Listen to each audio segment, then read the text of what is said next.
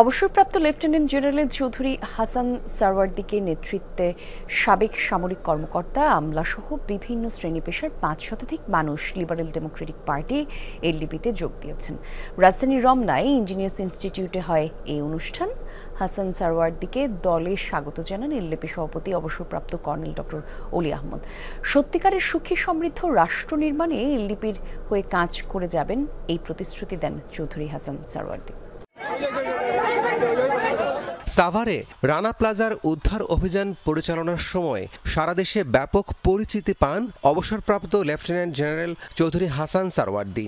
দায়িত্ব পালন করেছেন পদাতিক ডিভিশন সহ সেনা সদরের নানা গুরুত্বপূর্ণ পদে। এবার তারই নেতৃত্বে সাবেক সামরিক কর্মকর্তা আমলাসহ বিভিন্ন শ্রেণী পেশার ৫ শতাধিক মানুষ লিবারেল ডেমোক্রেটিক পার্টি এলডিপিতে যোগ দিলেন। আমরা থেমে থাকার জন্য এখানে যোগ দেইনি।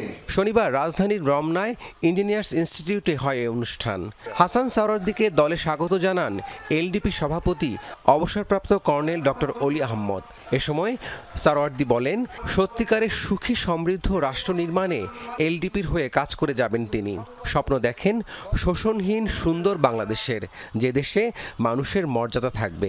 আগামী বছরগুলি হোক লিবারেল ডেমোক্রেটিক পার্টির বছর, আমাদের আদর্শ জনগণের হৃদয়ে যাতে ছড়িয়ে যায়, আমাদের সর্বশক্তি নিয়োগ করে ইনশাআল্লাহ একটা সুখী সমৃদ্ধশালী বাংলাদেশ আমরা সৃষ্টি করব। এ সময় এলডিপি সভাপতি অলি আহমদ অন্তর্বর্তী সরকারের উপদেষ্টাদের কঠোর সমালোচনা করেন। বলেন, সংস্কারের নামে নাটক শুরু করেছে ইউনূস সরকার। তিনি প্রধান উপদেষ্টাকে দ্রুত নির্বাচনের তারিখ ঘোষণার আহ্বান জানান।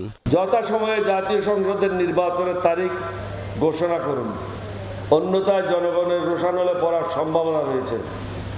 আপনাদের শেষ বিদায় হয়তো সুখকর না হতে পারে। ২০০৬ সাল থেকে বৈষম্যহীন রাষ্ট্র সমাজের আন্দোলন করে আসছে এলডিপি। নেতাদের দাবি, সেই আন্দোলন এখনো চলমান। ক্ষমতা এই সরকারের নাই। রাব্বি সিদ্দিকী, যমুনা নিউজ, ঢাকা।